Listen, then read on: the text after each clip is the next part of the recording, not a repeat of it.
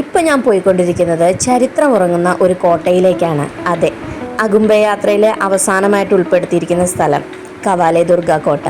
ഇപ്പോൾ നമ്മൾ പോയിക്കൊണ്ടിരിക്കുന്ന ഈ കോട്ടയിലേക്ക് അഗുംബയിൽ നിന്ന് 35 കിലോമീറ്ററാണുള്ളത്.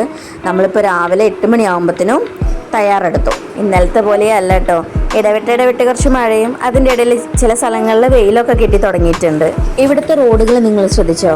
അടിപൊളിയല്ലേ? ശരിക്കും ഇത്രയൊക്കെ മഴ പെയ്തിട്ടും അത് അങ്ങനെ തന്നെ നിൽക്കുന്നുണ്ടെങ്കിൽ ആ റോഡുകളുടെ നിലവാരം ഒന്ന് ആലോചിച്ച് നോക്കൂ. പോകുന്ന വഴിയിൽ റോഡിന്റെ 2 സൈഡും ഇങ്ങനെ മരത്തടികളൊക്കെ കൂട്ടി വെച്ചിരിക്കുന്നത് കാണാം. മാത്രമല്ല കേട്ടോ, ഈ നിബിഡ വനത്തിന്റെ ഉള്ളിലൂടെയൊക്കെ പോകുമ്പോൾ 2 സൈഡും പാമ്പുകളുടെ പുറ്റുകളാണ്, ചെറുതും വലുതും ആയിട്ടുള്ളത്. ഒരു എൻട്രൻസിലൂടെ ഇപ്പൊ നമ്മൾ പാസ് ചെയ്തു. അത് കന്നഡയിലായതുകൊണ്ട് വായിക്കാൻ പറ്റുന്നില്ല. ഇവിടുത്തെ ഒരു പ്രത്യേകത ഇതാണ്, എല്ലായിടത്തും കന്നഡയിലാണ് അവർ ബോർഡിൽ എഴുതി വെച്ചിരിക്കുന്നത്.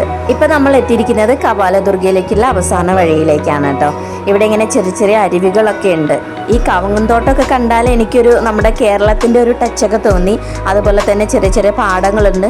പക്ഷെ നെൽകൃഷിയൊന്നും അല്ല, ഇവിടെ എന്തൊക്കെയോ ചെറിയ കടുകോ അങ്ങനത്തെ എന്തൊക്കെയോ കൃഷികളൊക്കെ അവരിവിടെ ചെയ്യുന്നുണ്ട്. ഇത് നോക്കൂ, ആ കാണുന്ന മലമുകളിലേക്ക് ഇനി നമ്മൾ ഇവിടുന്ന് നടന്ന് കയറണം. ഇടതൂർന്ന വനത്തിനിടയിൽ ഒരു കുന്നിൻ മുകളിലായിട്ട്, അതായത് നിങ്ങളിപ്പോൾ കണ്ടില്ലേ, ആ മലമുകളിലായിട്ട് സ്ഥിതി ചെയ്യുന്ന ഒരു കോട്ടയാണ് കവാലദുർഗ കോട്ട. ഇത് കർണാടകയിലെ ഷിമോഗ ജില്ലയിലാണ് കേട്ടോ സ്ഥിതി ചെയ്യുന്നത്. ഏകദേശം ഇവിടുന്ന് ഒരു 5 കിലോമീറ്ററോളം നടക്കാനുണ്ട് കേട്ടോ. ഇനി ഈ കോട്ടയിൽ വിരൂപാക്ഷ, വിജയവിറ്റല, വീരഭദ്ര മല്ലാര, അതുപോലെ തന്നെ ഭുവനേശ്വരി എന്നിവരുടെയൊക്കെ ആരാധനാലയങ്ങളുണ്ട്. കുറച്ച് വഴികളൊക്കെ നശിച്ചു പോയിട്ടുണ്ട്. പക്ഷെ അതിനുശേഷം ഞങ്ങൾ കയറിയ വഴികൾ ഇതുപോലെ അപ്പുറത്ത് 2 സൈഡായിട്ട് മതിലുകളൊക്കെ കെട്ടിയിട്ടുള്ള നല്ല വഴികളായിരുന്നു.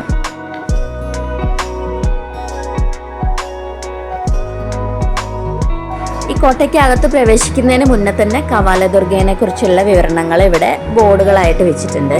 അതിൽ ഇംഗ്ലീഷ് ഉള്ളത് കൊണ്ട് തന്നെ നമുക്കത് വായിക്കാൻ പറ്റി. ഇനി കുറച്ച് ചരിത്രം പറഞ്ഞാലോ.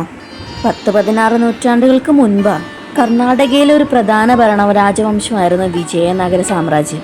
ഈ വിജയനഗര സാമ്രാജ്യത്തിന്റെ കീഴുദ്യോഗസ്ഥരായ കേലാടി നായകരുടെ ഒരു ശക്തി കേന്ദ്രമായിരുന്നു കവാലദുർഗ. ഈ കവാലദുർഗയ്ക്ക് മറ്റൊരു പേരുണ്ട്, ഭുവനഗിരി.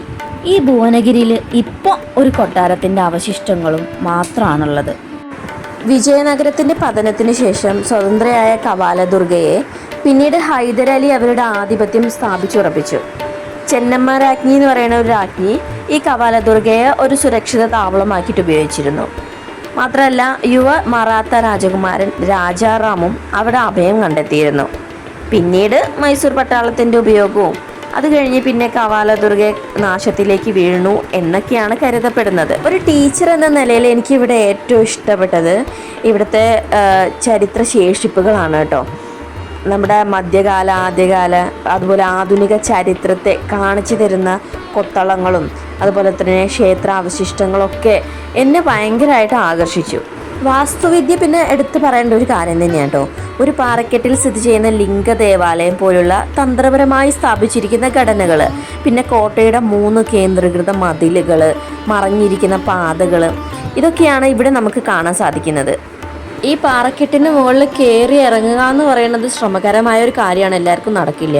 കാരണം സ്ലിപ്പറിയാണ്, മഴ പെയ്തതുകൊണ്ട്. പിന്നെ കുറച്ച് കുത്തനെ ആയതുകൊണ്ട് തന്നെ ചിലവർക്ക് അതിനകത്ത് കയറാനുള്ള ഒരു പേടിയുണ്ടായിരിക്കും. ഇനി നമ്മൾ കയറി പോകുന്നത് കുറച്ചുകൂടി മുകളിലേക്കാണ്. അവിടെ മുകളിൽ ആയിട്ട് ഇവർ ഇപ്പോഴും സംരക്ഷിച്ചു കൊണ്ടിരിക്കുന്ന ഒരു കുളം ഉണ്ട് എന്നാണ് കേട്ടത്. അപ്പോൾ അത് പോയിട്ട് കാണാം.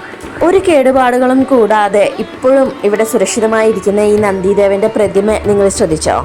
ഇനിയും ഒരുപാട് സംഭവങ്ങൾ ഇതിനകത്തേക്കുണ്ട്. ആ കോട്ടയുടെ കവാടം നിങ്ങൾ കാണുന്നില്ലേ? ഇനി നമുക്ക് അങ്ങോട്ട് നടന്നു പോവാം. ഈ കോട്ടകൾക്കൊന്നും ഒരു കേടുപാടും സംഭവിക്കാതെ അതേപോലെ തന്നെ ഉണ്ടായിരുന്നെങ്കിൽ ഒന്ന് ആലോചിച്ച് നോക്കൂ നിങ്ങൾ, എന്ത് ഭംഗിയായിരിക്കൂല ഈ സ്ഥലം കാണാൻ. കല്ലിൽ തീർത്ത ഒരുപാട് അവശിഷ്ടങ്ങൾ ഇവിടെ എനിക്ക് കാണാൻ പറ്റിയിട്ടോ.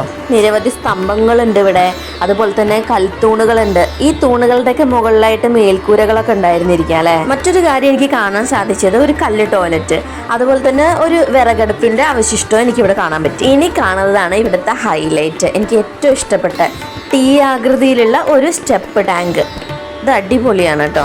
ടാങ്കിന്റെ ഭംഗിയാണെങ്കിൽ മുകളിൽ കയറിയിട്ട് തന്നെ നോക്കണം കേട്ടോ, അടിപൊളിയാണ്. എൻട്രൻസ് ടൈം 5 മണി വരെയുള്ളൂ. താഴെ പാർക്കിങ്ങിനോട് ചേർന്ന് കുറെ കടകളൊക്കെ ഉണ്ട് കേട്ടോ. ട്രാൻസ്പോർട്ടേഷൻ വിവരം ഡിസ്ക്രിപ്ഷനിൽ കൊടുക്കാം. അപ്പോൾ ഈ യാത്ര ഇഷ്ടപ്പെട്ടെന്ന് വിചാരിക്കുന്നു. അപ്പോൾ ശരി, ബൈ, കീപ് ഇൻ ടച്ച്.